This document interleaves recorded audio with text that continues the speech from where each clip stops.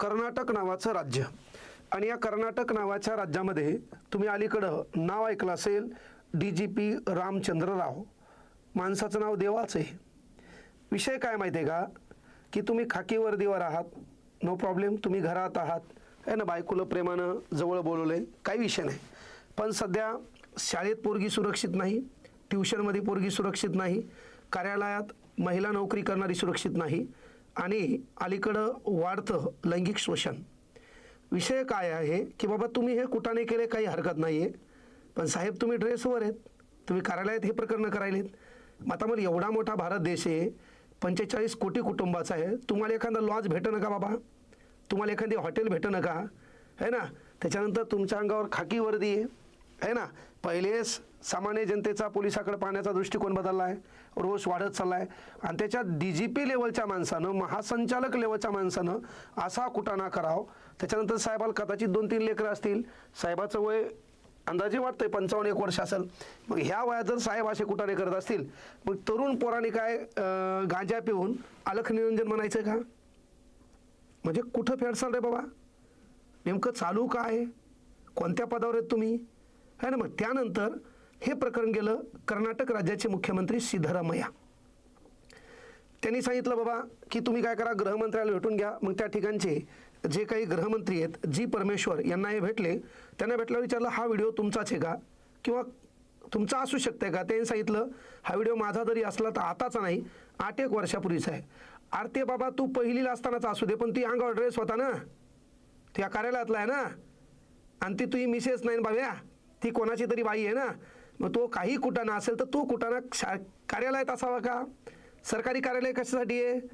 पीडित महिलांचं रक्षण करण्यासाठी. सरकारी कार्यालय कशाचं आहे? शोषितांचं रक्षण करण्यासाठी का? तिथं शोषण करण्यासाठी स्पेशल पार्टी होती. बरं आता याच्यावर रोष कोणाचा? ते तिथं विरोधी पार्टीत कोणी BJP. मग BJP पक्षानं काय केलं, याला व्हायरल करणं, याला टीका करणं, BJP विरोधी पार्टीत आहे तिथं. तर BJPच्या लोकांनी असं करू नये, कारण तुमच्या याच्यात कमी नाहीत ना बाबा, तुमच्या याच्यामध्ये बाबा चालेल नाही. हां तो माया भाऊ ह्याचा व्हिडिओ तर तुम्ही पाहिला आहे. पण सध्या व्हायरल युग आहे, कुठलाही कुटाणा करा, धतुरा लोक तुम्ही विसरून चालले आहेत. अनेकांचे कोणते नाही कोणते व्हिडिओ आले तरी जे ते कार्यक्रम त्याचा टप्प्यात चालू आहे, बरोबर लोक पाया पडायलेत.